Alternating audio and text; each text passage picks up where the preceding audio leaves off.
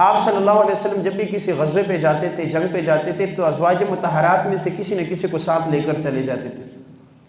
حضرت عائشہ رضی اللہ تعالیٰ عنہ کو ساتھ لے کر گئے۔ واپس پر جب آ رہے تھے تو ایک جگہ پڑاؤ ڈالا، تو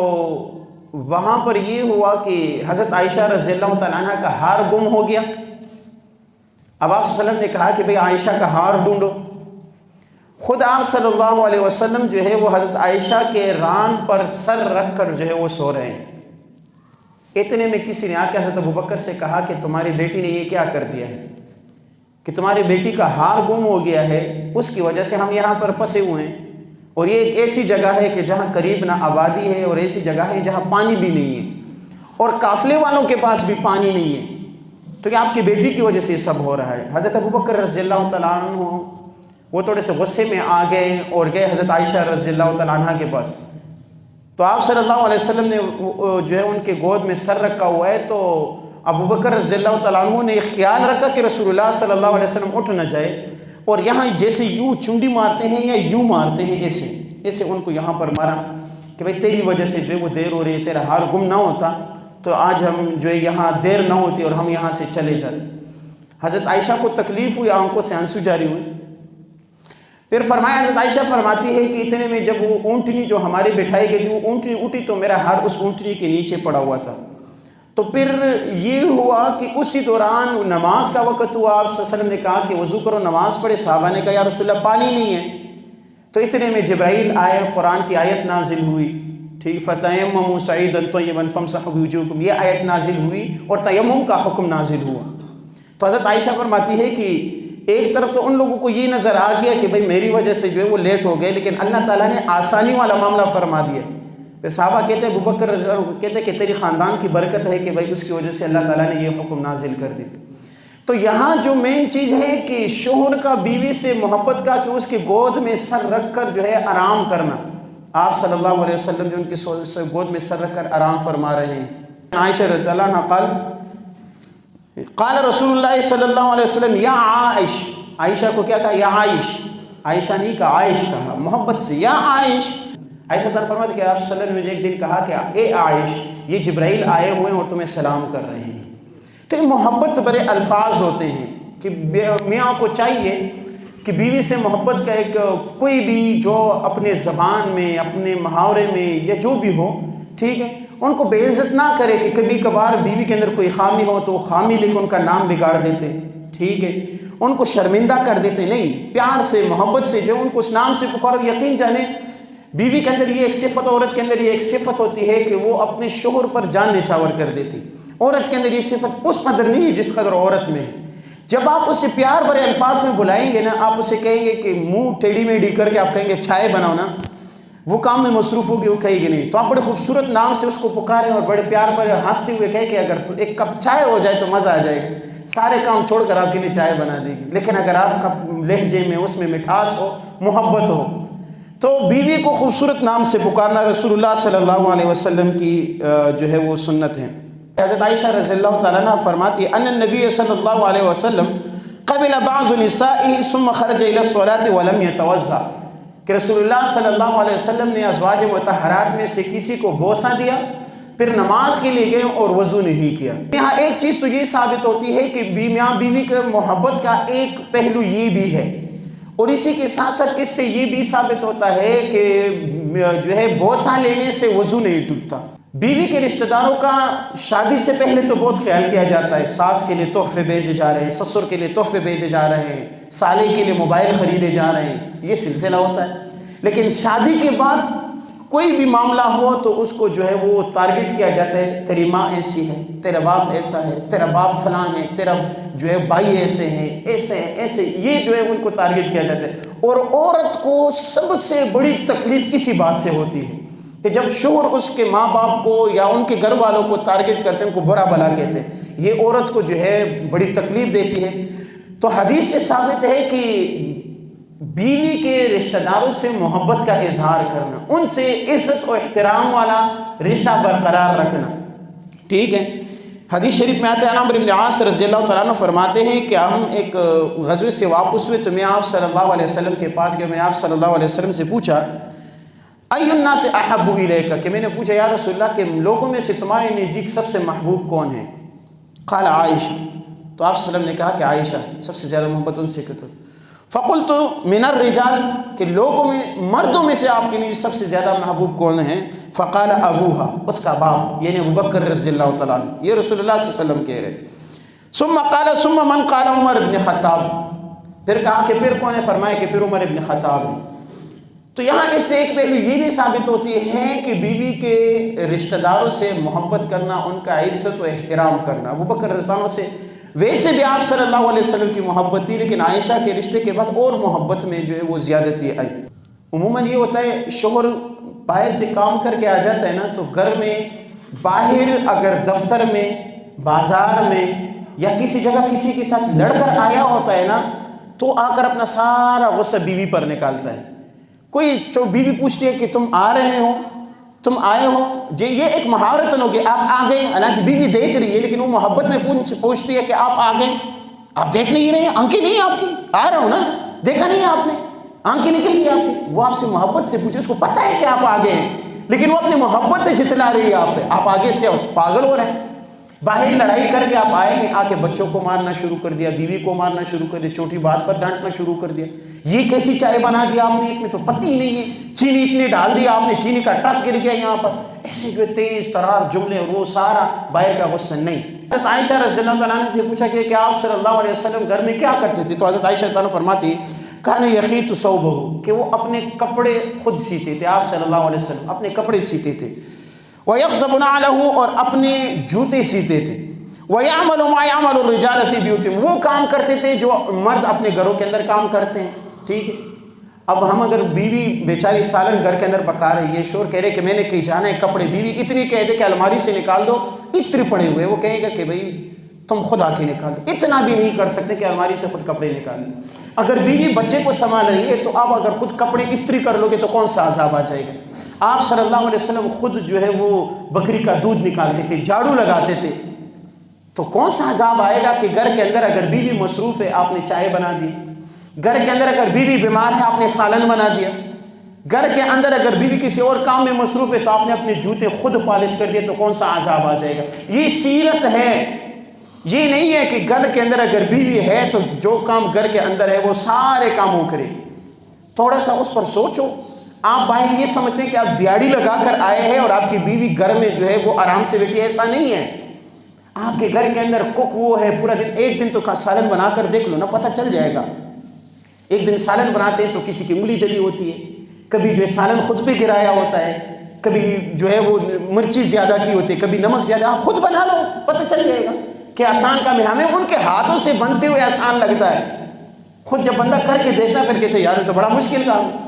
آپ کا کک وہ ہے، سالن وہ بنا رہے، آپ کا دھوبی وہ ہے، کپڑے وہ دھو رہی ہے، آپ کی بچوں کی خادمہ وہ ہے، آپ کے بچوں کو وہ سنبھال رہی ہے، آپ کے گھر میں جھاڑو وہ لگا رہی ہے، گھر کا سارا کام وہ کر رہی ہے، آسان نہیں ہے۔ لیکن اگر کسی موقع پر جو ہے سالن کے اندر تھوڑا سا سالن جو ہے نمک زیادہ ہو گیا تو آپ طوفان کھڑا کر دیتے، ایسا نہیں ہونا چاہیے، یہ سیرت نہیں ہے رسول اللہ کی۔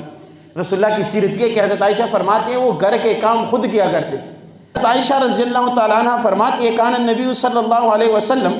اذا دخل العشر شد منزرہ واحیا لیلہ وایقظ اہلہ۔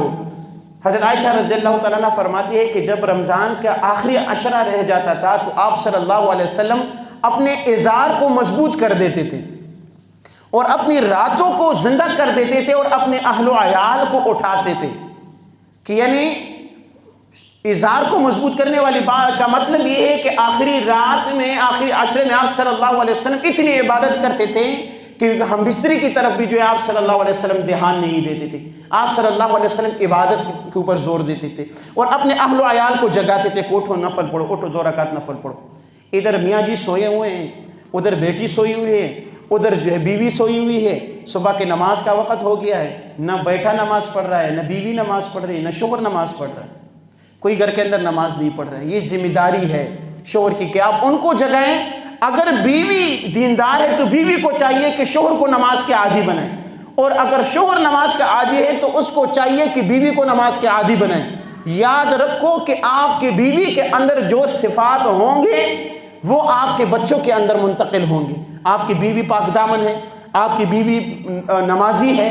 ٹھیک ہے، تو آپ کے بچے بھی ایسے ہی ہوں گے، وہ نہیں ہوگی تو آپ کے بچے کبھی نمازی نہیں ہو سکتے۔ بیوی کی تربیت کرنا، حضرت عائشہ رضی اللہ تعالیٰ عنہ فرماتی ہے کہ ایک مرتبہ میں نے اپنے ہاتھ سے یوں اشارہ کر دیا، صفیہ رضی اللہ تعالیٰ عنہ وسلم کے بیویوں میں سے ایک بیوی تھی، تو میں نے اس کی طرف یوں اشارہ کر دیا کہ یہ قد سے چھوٹی ہے۔ آپ صلی اللہ علیہ وسلم غصہ ہوئے، مجھے کہا کہ عائشہ تیری یہ بات اگر میں سمندر میں ڈال دیتا تو اس سمندر کو بھی گندا کر دیتا، تیری یہ بات ایسی ہے۔ تو لہٰذا ان کی تربیت ہو، عورتوں کی عادت ہوتی ہے، اور اس میں ان کو مزہ آتا ہے، چسکا آتا ہے کہ وہ بیٹھ کے دوسری عورتوں کی جو ہے وہ عیبیں نکالتی ہے کہ بھائی فلاں ایسی ہے، اس کے کپڑے ایسے ہیں، اس کا شکل ایسا ہے، اس کا فلاں ایسا۔ نہیں، منع کرو، اس کو کہو اگر آپ کی بیوی ہے، خوبصورت ہے، جیسے بھی ہے، ان کو کہو آپ جیسے بھی ہے اپنے حد میں رہو، کسی کے عیبیں نہ نکالو۔ رسول اللہ صلی اللہ علیہ وسلم نے حضرت عائشہ رضی اللہ تعالیٰ عنہ کو منع کیا۔ اگر بیویاں زیادہ ہو تو ان میں انصاف قائم کرنا، ان کے درمیان انصاف قائم کرنا۔ عن عائشہ لا يفضل بعض على بعض في القسم، کہ رسول اللہ صلی اللہ علیہ وسلم تقسیم میں کسی کو کسی پر فضیلت نہیں دیتے تھے، کہ بھائی محبت تو حضرت عائشہ سے کرتے تھے، لیکن یہ ہے کہ حدیث شریف میں آتا ہے کہ رسول اللہ صلی اللہ علیہ وسلم چونکہ حضرت عائشہ سے زیادہ محبت کرتے تھے تو آپ صلی اللہ علیہ وسلم یہ دعا کیا کرتے تھے، اللہم ھذا قسمی فیما املک ولا تلمنی فیما تملک ولا املک، اے اللہ یہ میری قسمت ہے کہ جس کا میں مالک ہوں، جس پر مجھے قدرت ہے، یا اللہ اس پر مجھے ملامت مت کرنا جس پر مجھے قدرت نہیں ہے اور تجھے قدرت ہے۔ وہ محبت ہے۔ انسان کے اگر 2 بیویاں 3 بیویاں 4 بیویاں، ظاہر ہو سکتا ہے کسی سے دلی محبت زیادہ ہو، لیکن یہ ہے کہ اس میں انصاف قائم کرنا شاباشی کے اندر اور دیگر گھریلو ضروریات کے اندر، تو وہ اس پر لازم ہے۔ یاد رکھو 2 شادیاں 3 شادیاں یہ کرنا یہ سنت بھی ہے، آسان کام بھی ہے، لیکن ان میں انصاف قائم کرنا سب سے بڑا مشکل کام ہے، اور یہ شخص سب سے بڑا مجرم ہوگا روز قیامت جب جائے گا اور انصاف نہ کیا ہو۔ ہمارے ہاں یہ رواج ہوتا ہے کہ بھائی جب بندہ دوسری شادی کرتا ہے تو پہلی کی طرف پھر دیکھتا بھی نہیں، ان کے ساتھ گھریلوی زیادتیاں، گھر سے نکالنا، ان کے بچوں کی طرف نہیں دیکھنا، ان پر اخراجات اور یہ سارا یہ سب کچھ، یہ آسان کام نہیں ہے۔ روز قیامت جو ہے ایک بندہ وہاں انصاف نہیں کر سکتے گھر کے اندر، تو وہاں کیسے انصاف کرے گا؟ اسی طرح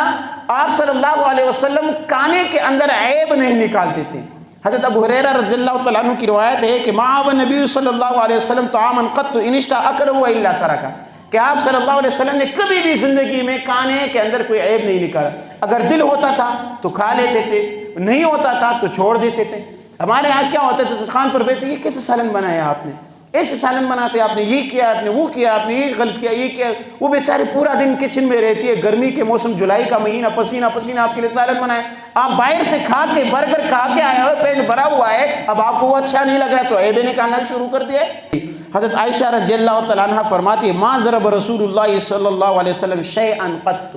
کہ آپ صلی اللہ علیہ وسلم نے کبھی زندگی میں کسی چیز کو نہیں مارا، بیدہ، اپنے ہاتھ سے کبھی کسی چیز کو نہیں مارا، کسی جانور کو، کسی چیز کو آپ صلی اللہ علیہ وسلم نے کبھی نہیں مارا۔ ولا امرأۃ ولا خادما، نہ کبھی اپنے کسی بیوی کو مارا اور نہ ہی اپنے کسی خادم کو مارا۔ حضرت انس رضی اللہ تعالیٰ عنہ آپ صلی اللہ علیہ وسلم کے صحبت میں، آپ صلی اللہ علیہ وسلم کی خدمت میں تقریباً لگ بھگ 10 سے 11 سال رہے، فرمایا کہ مجھے رسول اللہ نے کبھی بھی زندگی میں نہیں کہا ہے کہ انس تو نے یہ کام کیوں کیا ہے، کبھی مارنا تو دور کی بات ہے کہ کبھی میں مجھے یہ کام نہیں کہا ہے کہ انس تو نے یہ کام کیوں کیا ہے۔ فرمایا کہ ایک مرتبہ مجھے رسول اللہ صلی اللہ علیہ وسلم نے کسی کام پہ لے بھیجا، میں جا رہا تھا تو راستے میں بچے کھیل رہے تھے، تو میں وہاں بچوں کو دیکھنے لگا تو میں بھول گیا کہ رسول اللہ صلی اللہ علیہ وسلم نے مجھے کام کے لیے بھیجے۔ تو آپ سلام پیچھے سے آئے کہ بھائی انس ابھی تک نہیں آئے، کہتے جب میں پیچھے سے آئے تو جب پیچھے سے میرے کندھے پر کسی نے ہاتھ رکھا، جب میرے پیچھے دیکھا تو رسول اللہ صلی اللہ علیہ وسلم کھڑے اور مسکرا رہے ہیں۔ اب آپ اندازہ لگاؤ اگر ہم ہوتے تو کیا کرتے؟ تجھے جو ہے وہ سبق کے لیے بھیجا ہے تو یہاں کھڑا ہے، تجھے جو ہے ٹماٹر لانے کے لیے بھیجا ہے تو یہاں پر کھڑا ہے، تجھے جو ہے چیز لانے کے لیے بھیجا ہے دکان کے لیے تو یہ کام کر رہا ہے۔ نہیں، رسول اللہ نے کیا کیا، اس کی طرف دیکھ رہے ہیں، غصہ بھی نہیں کیا، حضرت انس فرماتے ہیں غصہ بھی نہیں کیا، مسکرائے اور پھر مجھے کہا کہ انس تجھے کام کے لیے بھیجا تھا۔ میں نے کہا کہ یا رسول اللہ جو ہے وہ بچے کھیل رہے تھے، میں ان کا تماشا کر رہا تھا تو اسی وجہ سے جو ہے وہ دیر ہوگی۔ تو لہٰذا یہ میاں بیوی کے حقوق رسول اللہ صلی اللہ علیہ وسلم اپنے گھر کے اندر کیسے ہوتے تھے، ٹھیک ہے۔ اور عاشرو، قرآن مجید میں اللہ تعالیٰ فرماتے وَعَاشِرُوهُنَّ بِالْمَعْرُوفِ، کہ اپنی بیویوں کے ساتھ اچھے طریقے سے زندگی گزارو۔ فَإِن كَرِهْتُمُوهُنَّ فَعَسَىٰ أَن تَكْرَهُوا شَيْئًا وَهُوَ خَيْرٌ لَكُمْ، فرمایا کہ بسا اوقات ہو سکتا ہے کہ تم اسے ناپسند کرو، لیکن ہو سکتا ہے کسی چیز کو تم ناپسند کرو اور اللہ تعالیٰ نے اس کے اندر تمہارے لیے خیر رکھا ہو۔ اس آیت کو دیکھتے ہوئے آج کل کے حساب سے اگر ہم دیکھ لیں، آج کل آپ لوگ شاید سارے جو ہے میڈیا، یہ سوشل میڈیا چیزیں استعمال کرتے ہوں گے، ماہر بھی ہوں گے۔ آپ گوگل اٹھا کر سرچ کر لیں کہ سب سے زیادہ طلاق کی ریشو کس چیز کے اندر ہے۔ سب سے زیادہ طلاق کی ریشو جو ہے وہ یہ جو ہے وہ کورٹ میرج ہو گئے یا لو میرج جو ہو گئے، یہ جو شادیاں ہوتی ہیں اس میں سب سے زیادہ طلاق کی ریشو سامنے آتی ہے۔ کیوں؟ آپ نے تو محبت سے کی تھی، پھر کیوں طلاق ہو رہی ہے؟ ٹھیک ہے، فَعَسَىٰ أَن تَكْرَهُوا شَيْئًا وَعَسَىٰ أَن تُحِبُّوا شَيْئًا وَهُوَ شَرٌّ لَكُمْ۔ اللہ تعالیٰ فرماتے ہیں کہ ہو سکتا ہے بعض چیز سے تم محبت کرتے ہو، اللہ تعالیٰ نے اس کے اندر تمہارے لیے شر رکھا ہو۔